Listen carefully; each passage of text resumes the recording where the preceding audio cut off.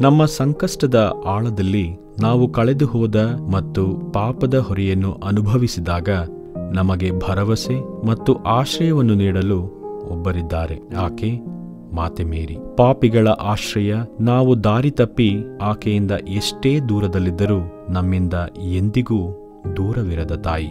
ಮೇರಿಯ ಹೃದಯವು ಕರುಣೆಯಿಂದ ತುಂಬಿದೆ ಮತ್ತು ಆಕೆಯ ಪ್ರೀತಿಯು ವಿಶೇಷವಾಗಿ ದೇವರ ಅನುಗ್ರಹಕ್ಕೆ ಅನರ್ಹರೆಂದು ಭಾವಿಸುವವರಿಗೆ ವಿಸ್ತರಿಸುತ್ತದೆ. ಆಕೆಯು ನಮ್ಮ ದೌರ್ಬಲ್ಯಗಳು, ನಮ್ಮ ಭಯ ಮತ್ತು ನಮ್ಮ ವೈಫಲ್ಯಗಳನ್ನು ಅರ್ಥ ಮಾಡಿಕೊಳ್ಳುತ್ತಾಳೆ.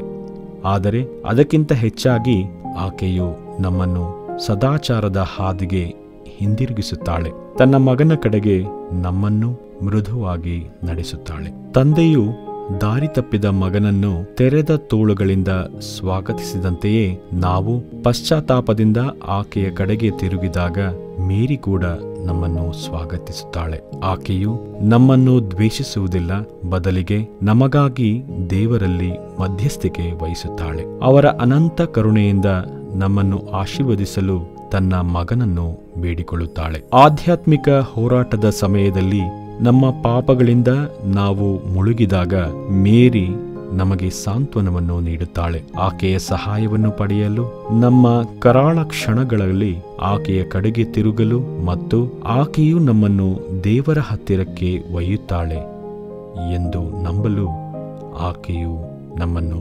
ಆಹ್ವಾನಿಸುತ್ತಾಳೆ. ಪಾಪಿಗಳ ಆಶ್ರಯವಾದ ಮೇರಿಯನ್ನು ನಾವು ಧ್ಯಾನಿಸುವಾಗ ಯಾವುದೇ ಪಾಪವು ದೊಡ್ಡದಲ್ಲ, ಯಾವುದೇ ಆತ್ಮವು ಆಕೆಯನ್ನು ಅಪ್ಪಿಕೊಳ್ಳಲು ಕಳೆದುಕೊಳ್ಳುವುದಿಲ್ಲ ಎಂಬುದನ್ನು ನಾವು ನೆನಪಿಸಿಕೊಳ್ಳೋಣ. ಆಕೆಯಲ್ಲಿ ನಮ್ಮನ್ನು ಅಧಿಕವಾಗಿ ಪ್ರೀತಿಸುವ ಮತ್ತು ಯಾವಾಗಲೂ ನಮ್ಮನ್ನು ದೇವರೆಡೆಗೆ ಹಿಂತಿರುಗಿಸುವ ತಾಯಿಯನ್ನು ನಾವು ಕಾಣುತ್ತೇವೆ.